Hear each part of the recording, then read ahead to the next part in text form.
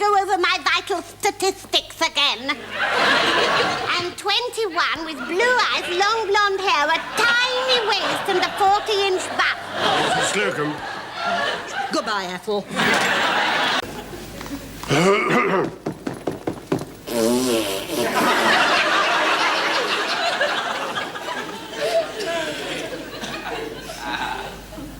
Mrs. Slocombe?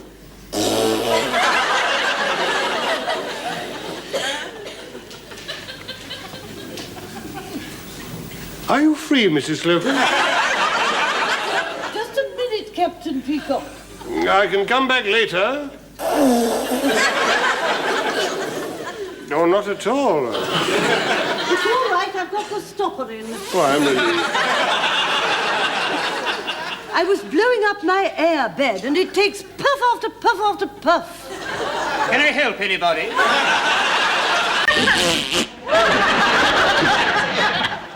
I think Mr. Mash is trying to attract our attention. What is it, Mash? It's 9:30, Captain. Do you mind if I bring my horrible self onto the floor, Captain? In my dirty, scruffy overall, which you don't like the customers to see, sir? You are permitted to come on the floor, Mash, provided you have a good reason. I have. I've come to stick this up Mrs. Slocombe's corsets. And about time, too. I beg your pardon, Mrs. Slocombe. We just missed them going on, didn't we? I must speak to Peacock about this. See, and I've given him a mouthful. Pity there's no sound. Well, there is somewhere. Ah. Surprised at you. You ought to have them cut off.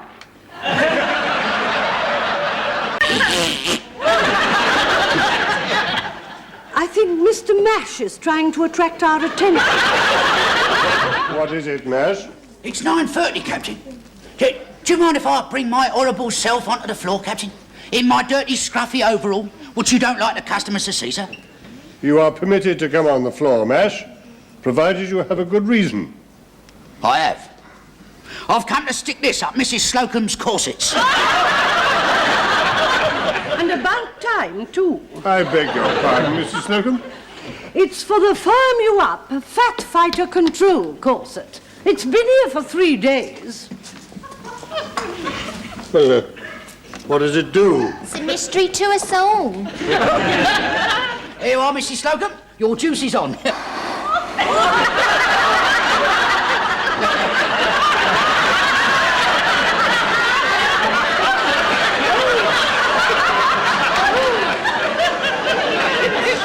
What will you think of next?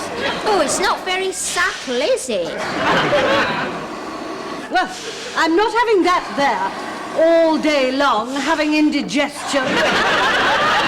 It certainly would be more acceptable if it didn't inflate quite so much. I mean, if it sort of...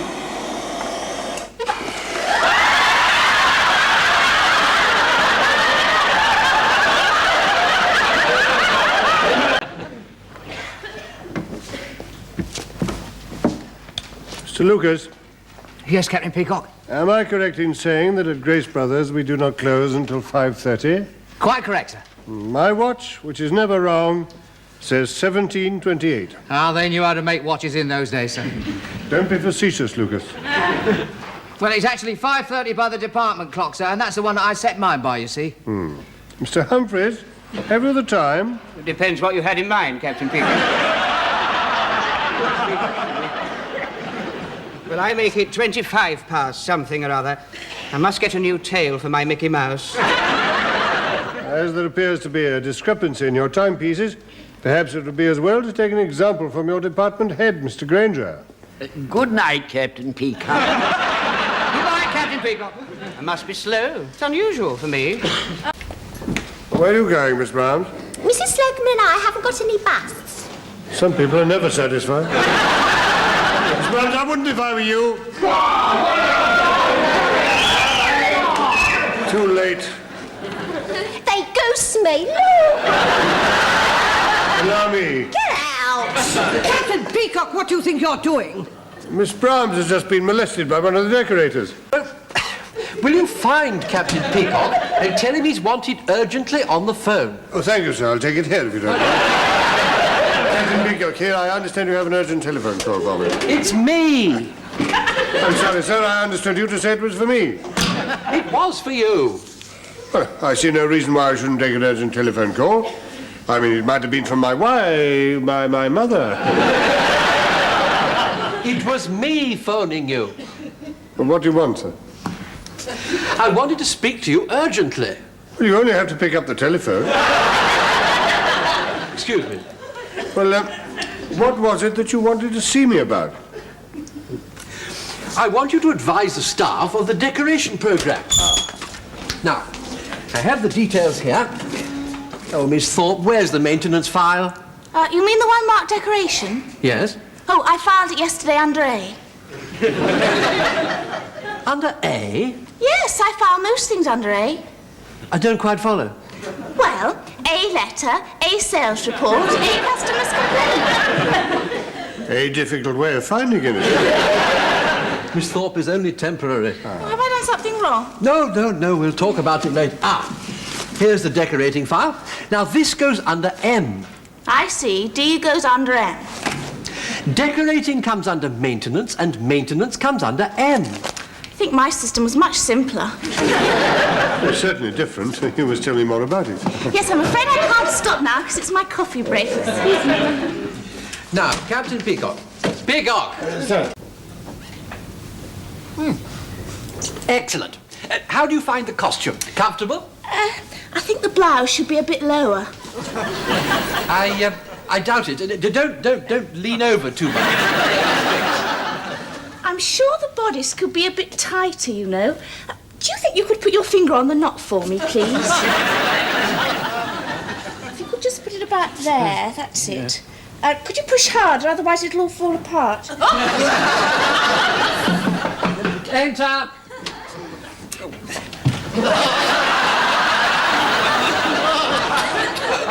I seem to be caught. Call back later.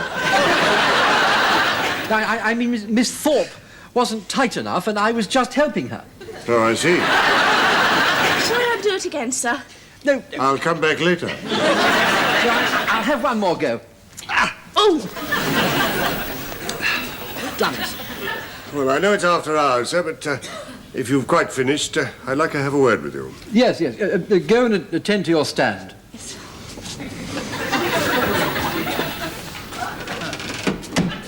Now, what is it, Peacock? Peacock. Yes, sir. During our discussion, you did tell... Now, this won't take a moment. From the DM/CR to FW/LNGD/SP, re-T. Captain Peacock, what language are you speaking? It simply means, Mrs. Slocombe, from the DM/CR, the departmental manager/Cuthbert Rumbold, to FW/LNGD/SP, to floor walker/ladies and gentlemen's department/Stephen Peacock, regarding tea. What does T stand for? It doesn't stand for anything. You drink it. TEA, tea. They use these initials to save time. Doesn't seem to be working very well, does it? Would if people didn't keep asking questions. Well, people wouldn't need to if they knew what you were rabbiting on about. If I may be allowed to continue, Mrs. Slocombe. Oh, yes, PCO. I beg your pardon? Please carry on. Where was I? You just got to the bit where you were stroking Cuthbert Rumbold. I see you are... Oh, you're not starting on those initials again, are you? Please, Mrs. Slocombe. Now, what was the last thing I said? Would I please get them off? I beg your pardon?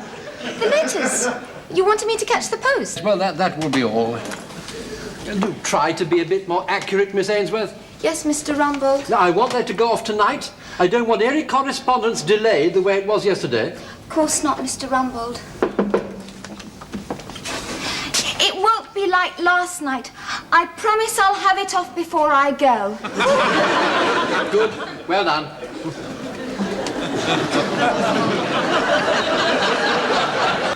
I do so enjoy having the friendly, personal contacts with people.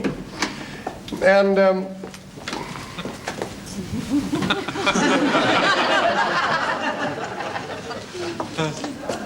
On the other hand, I'm not sure that I will entirely lose it.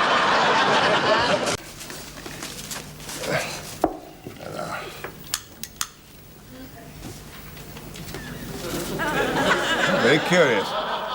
Hey, what's wrong with that brandy? Perhaps it's got soaked up by a current.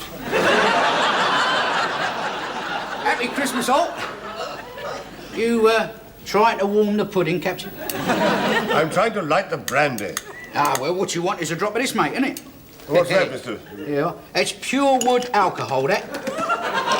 Where did you get it from? Oh, maintenance. We use it for stripping varnish. Does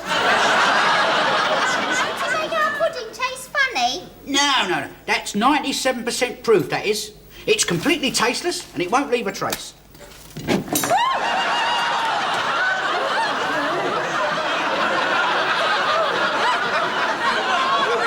He's right.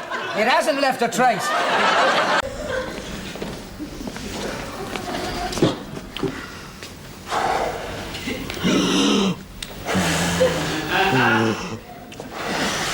You aren't lighting her up. I'm not surprised. He couldn't light me up either in the stockroom last Christmas. You too. No sign yet. Come on, Peacock, put some more puff into it. I'm doing my best, sir. That's what he said in the stockroom.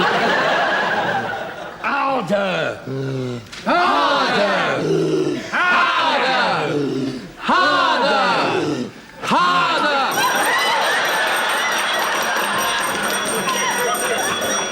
Well, I hope that didn't happen in the stockroom. That's interesting, you know. The same thing happens to Mrs. Granger when she eats meringues. No wonder she's banned from all the tea rooms. Yeah. He's chatting up your bird. Now, Peacock, thank you for dropping in. Shall I sit down, sir? No, I shan't keep you long. This is a FYEO meeting. A what, sir? FYEO, for your ears only.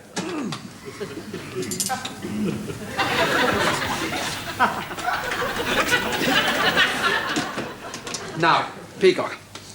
Peacock. Yes. Good morning, Miss Thorpe. Nice to see you're punctual. I ran all the way from the tube station. Well, there was no need to do that. Well, this awful man was following me. Oh, you must have been imagining it. Why should anyone follow you? Well, I don't know. I mean, we were on the train, and he was sitting there just like you are, and I was strap hanging like this, and he followed me off the train. Yes, well, perhaps you weren't imagining it after all. Enter. Peacock, this is my new secretary, Miss Thorpe. I thought I couldn't quite place the face. Well, anyway, I'm sure you're going to be much better than the last girl. She hadn't got much up top. Don't you agree, Peacock? No comparison at all. Quite, yes. Well, we're all ready for the the test, sir. They're all waiting outside. Oh, good. Well, I've got the tape recorder here. Who's first? Me, sir. Right, well, carry on. Perhaps you'd like to hold up the microphone for Captain Peacock, Miss Thorpe.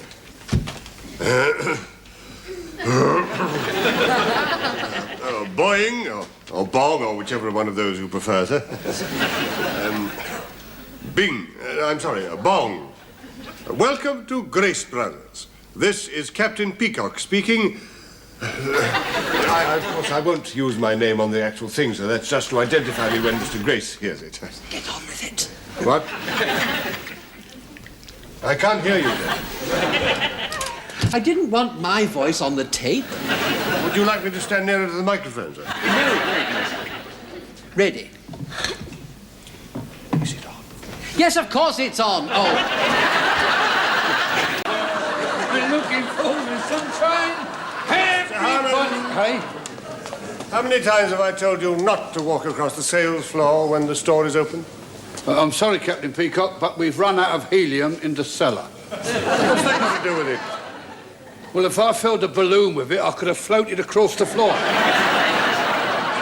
Because across the floor, I have to go.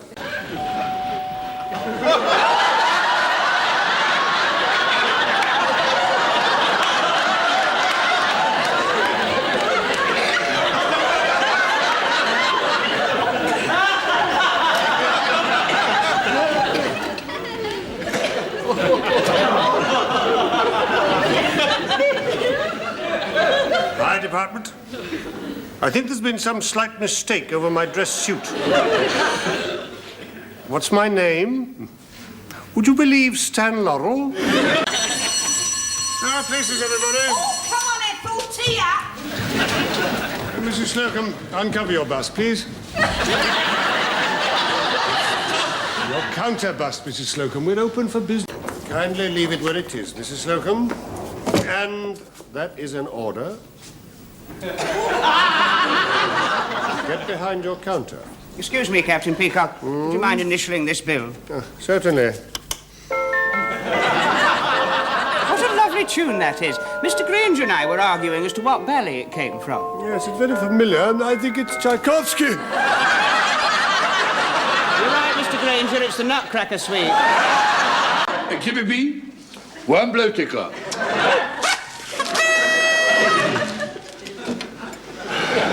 I should like to make it perfectly clear that I pursued everybody with my blow tickler. I'll second that. Hey, wait a minute. Look, there's Harmon over there. If he chips in, that'll take 16.5% off the ante. You're very good at figures when it comes to being mean. Excellent idea, Mr. Lucas. Mr. Harmon, one moment, please. Yes, Captain Peacock. Mr. Harmon, it's Mrs. Slocumbe's 50th birthday, and we're all putting in £1. What do you say? I'm not allowed on the floor during working hours.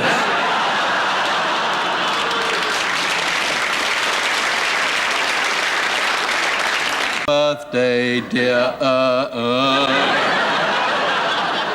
Happy birthday to you. From now on, I shall always think of Mrs. Slocombe as dear, But, I fancy her name is Eleanor. Now, I mean, that's 3 syllables. Yes, good point, Peacock. Well, in that case, we sing Happy birthday, dear, I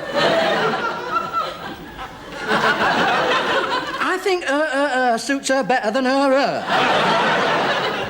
I believe her name is Esmeralda. Well, that's 4 syllables, Mr. Rumbold. Yes, well, let's see how that fits in. Happy birthday, dear, Sounds like a bad attack of indigestion. What are we going to sing now?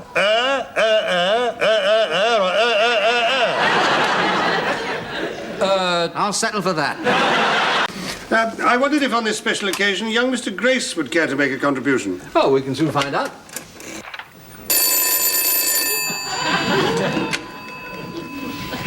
Mr. Grace here. You're very faint. You have to speak up a bit.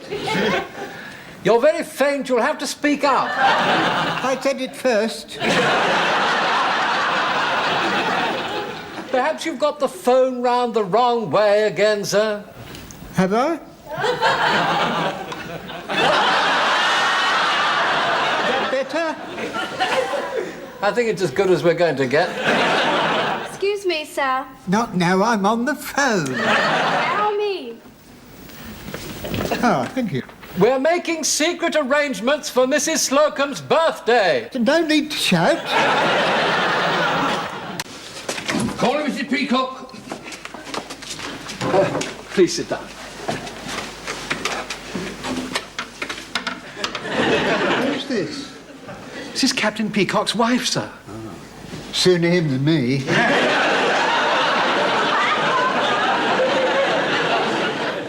Is that her? That is my secretary, yes.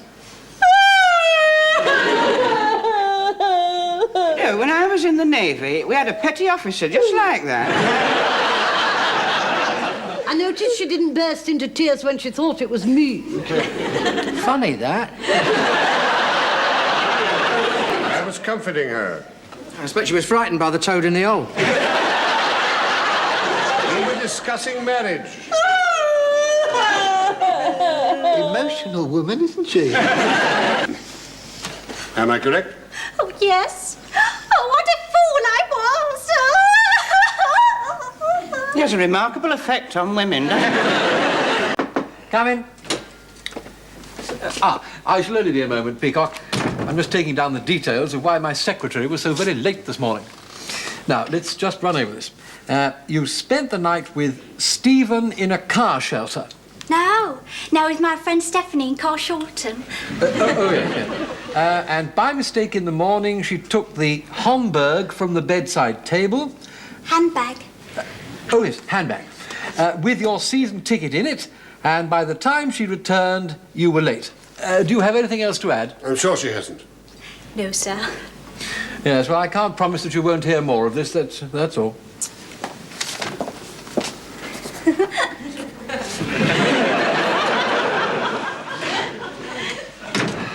I can't help feeling that girl's getting into bad company. Tending to ignore each other. Did you see that? Did you see that? Carry on as though nothing has happened. Good morning, Mr. Humphreys. Oh, good morning, Captain Peacock. Good morning, Mrs. Slocombe. Good afternoon, Captain Peter. Yes, I am a bit late. There's a reason, of course. Yeah, and here it comes. And the next object is a lie. A lie. Yes, I'm afraid I overslept. So did Mrs. Peacock. And the alarm failed to go off. Yes. Well, the alarm's gone off all right now. Mrs. Peacock just phoned. What did she say? She wanted to know if you got back all right. How thoughtful of her. From your sales conference in Birmingham. That is not my wife. Oh. This is my wife. Stephen? Oh, hello, my dear. I didn't expect to see you. Where were you? When, dear? If you're going to prevaricate with me, I shall kick you right in the middle of the gentleman's department. Can't we discuss this when I get home, my sweet? You won't be going home. They're changing the locks now, my precious. But we were going to the old comrades' dance tonight. You promised to press my dinner jacket. I've kept my promise. I have pressed it. Right down the lavatory. And I've pulled the chain. But we bought that dinner jacket together. I remember it was an export reject. I cleaned your shoes as well, with your shirt. Not to mention polishing the silver with your tie and sweeping the chimney with your pyjamas. She's very domesticated, isn't she? You are, Mr. Humphreys? Yeah, thank you. Come along, Daisy. Time for walkies. Now then, here is Daisy's friend, Billy the Basset.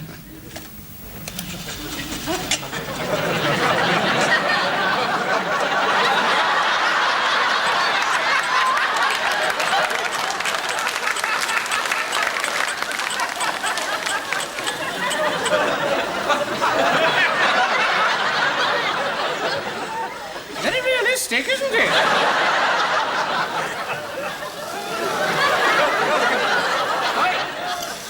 Find somebody your own size. Night, Stephen. Good night, Cuthbert. What do you think? I was dubious at first, but I can see the advantage of being able to speak one's mind and get things off one's chest without fear of upsetting anybody. Oh, I'm so glad you feel that, Stephen, because there's something I've been wanting to say to you all day. Oh, really, Cuthbert? What's that? Get stuffed.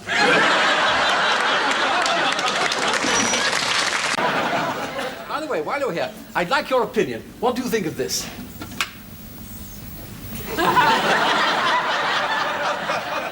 Streetwear? It's a whimsical novelty, Peacock. Very whimsical. Good. I'm glad you like it, because you'll be wearing it and demonstrating it round.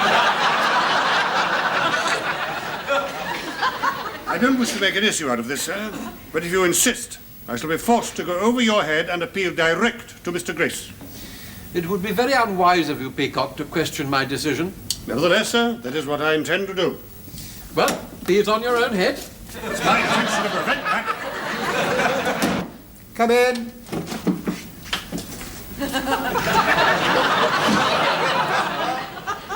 I must go now. I've got a man here with a propeller on his head. Mr. Grace, I appeal to you. What do you think about your floor walkers wearing these? Well, what does it do? Yes, well, if you want to get off the ground, you'll have to get a bigger propeller. conversation with that man. Did he give you permission to take it off? No. The last suggestion was that I should put a bigger motor in it and save bus fares. Now, for your wife's friend, may I suggest this dyed coney? It's specially reduced to £40. Well, actually, it's not my wife's friend. No, no. No, it's for my friend. Oh, yes. I'm afraid we have nothing cheaper than that. On the contrary, I expect to spend a couple. Oh, a couple of hundred. She must be a very old friend. Couple of thousand. Oh, she must be a very young friend. Well, actually, she's my girlfriend. How about this? Genuine ranch mink, 2,100. Very nice. Would you mind putting it on? You have rather similar features. Of course, real mink on a very young girl can look dead common. Don't you think you might be better to give this to your wife and simulate it to your bit of fluff? No. Now, how long have you been married? 20 years. How many children? 4.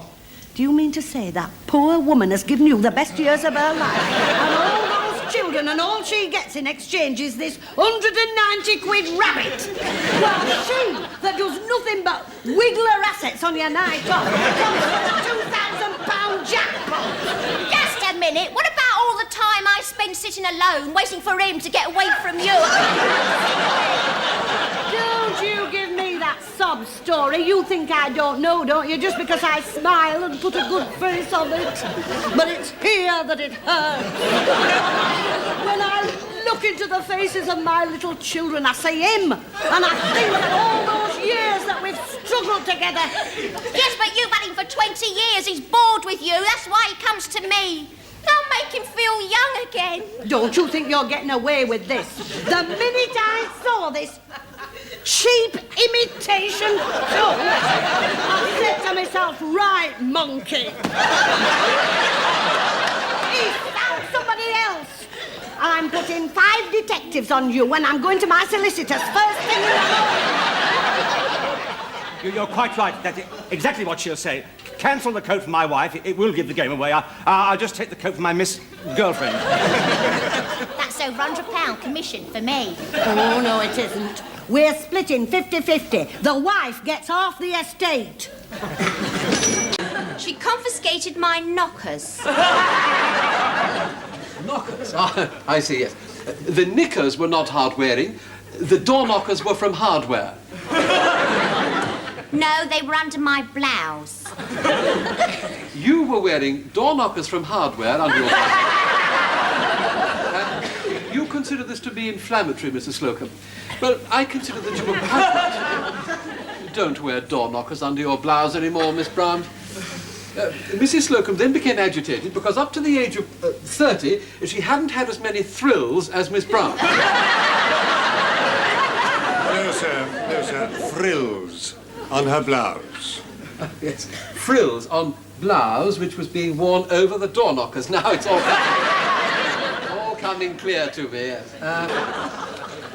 I also have get stuffed written down here. Does that come in anywhere? I have a feeling it will very soon. And the full trousseau. And if you pull this cord, it talks. I love you. I love you. I do. I do. Isn't that beautiful? Oh, can't you just picture the scene? There she stands by the bridegroom. They're stood in front of the altar. The organ's playing. The ceremony comes to a climax. She turns to him and utters those immortal words that he'll remember forever.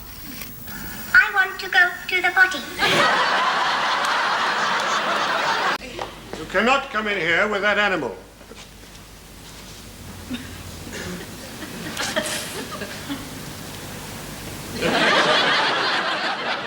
Did you see that? It's just given birth to a ballpoint.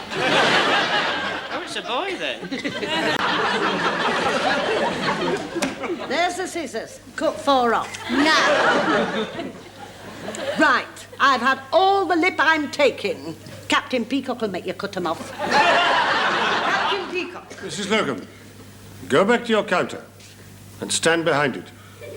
When I happen to look in your direction, raise your hand a little. If I nod, say, Captain Peacock, are you free? If I am, I will beckon, and you may then approach me. That is the correct procedure. Do I make myself clear? Yes, Captain Peacock. That was quick. Shut up.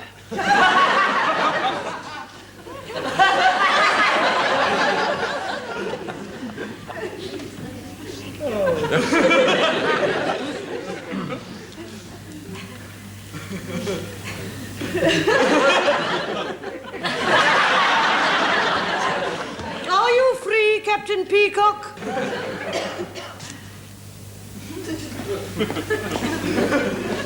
You wish to say something to me, Mrs. Slocombe? Yes, Captain Peacock. I'm going to see Mr. Rumbold, so get stuffed.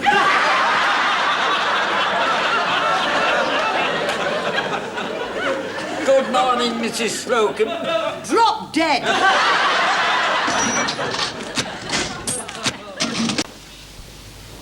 Miracles will never cease, Mrs. Slocombe. Your pajama case has just given birth to 6 kittens. I must say they're absolutely enchanting.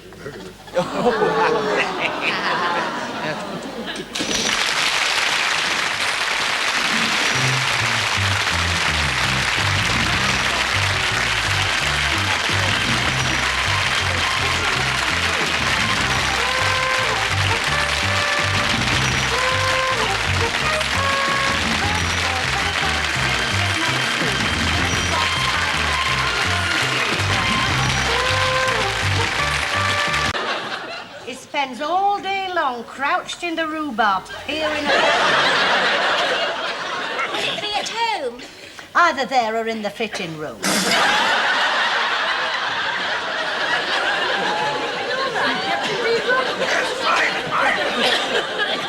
We couldn't help overhearing your conversation, Mrs. Slocombe. Are we right to think that congratulations are in order? Oh, thank you. You have my permission to come over here. I've just done 6 pairs of wife fronts on account. Would you mind authenticating them? No, certainly. It's good to see, Mr. Humphreys, that you haven't lost your sales technique. Not when it comes to wife fronts. I was only saying to Mr. Rumbold this morning that smile of yours should take you a long way in life. Oh, coming from you, Captain Peacock, that is indeed a compliment. You always look so stern and forbidding. I thought you didn't like me.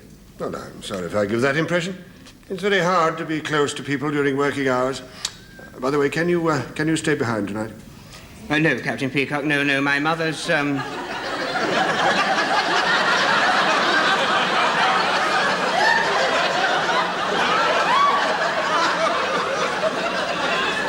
My mother's rug machine's gone faulty, and I promised I'd, She wants to have it finished for,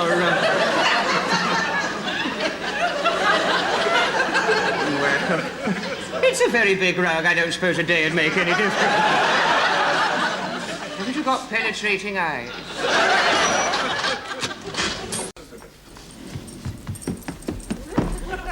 Are the royal couple ready? Oh, get on with it. Right. This way, Royal Highness. No.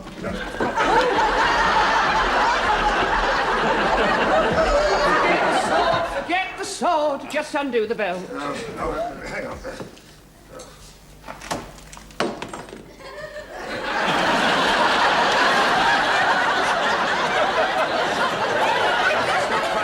We were looking for. He's wearing Grace Brothers' wife fronts. Should entitle us to by appointment. Shall we start again? No, carry on. Ah, Captain Peacock. You're all cutting it rather fine today. What's this?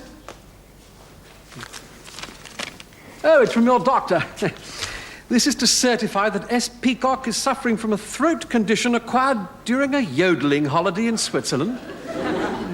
I have prescribed for him Laryngex pills, a gargle, and nodule gone throat spray. Yes, although fit for work, he should use his voice as little as possible. Dear me. Won't the customers think it rather strange if you don't speak to them? I find it even more strange if I do speak to them.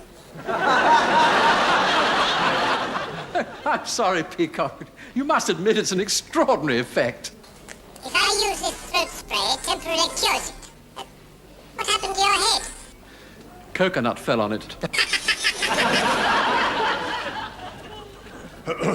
I'm sorry, sir. Put that counter down. Mrs. Slocombe. Captain Peacock, I do not respond to any man's finger. You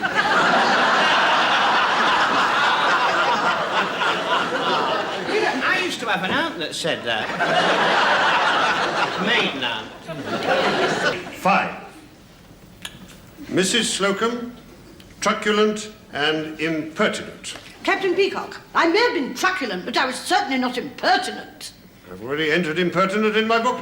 Oh, well, in that case.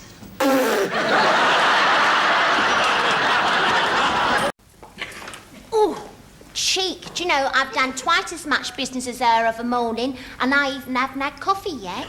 Your talents have been noted and approved, Miss Brown. Why are we waiting? Why are we waiting? Why are we waiting? Why are we waiting? Why are we waiting? Oh, come, let us adore. Oh, come, let us adore. So, you're the ringleader, are you? Me, the ringleader? Never on your life, darling. Got her job? I would like to point out here and now that Miss Brahms does not have the experience for such a responsible job, and I say that as head of department. Without any jurisdiction on the floor. I suggest that you advertise the vacancy for my post. Yes. Get on to your friend at the tailor and cutter, Mr. Humphreys, and insert an advertisement. A wanted, crabby old bag to be dragon in charge of ladies' intimate apparel. Age indeterminate. His fingers. All the audience blew a raspberry. Mrs. Slocombe.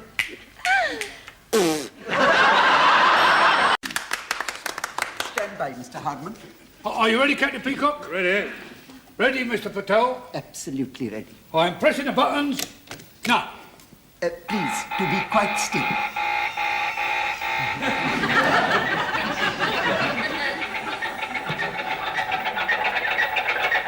The comparing is now going on. Do not pay out. Do not pay out. You are perhaps wondering why the machine has not paid out. I was wondering why the machine has not paid out. Perhaps it's been stolen by a Dalek.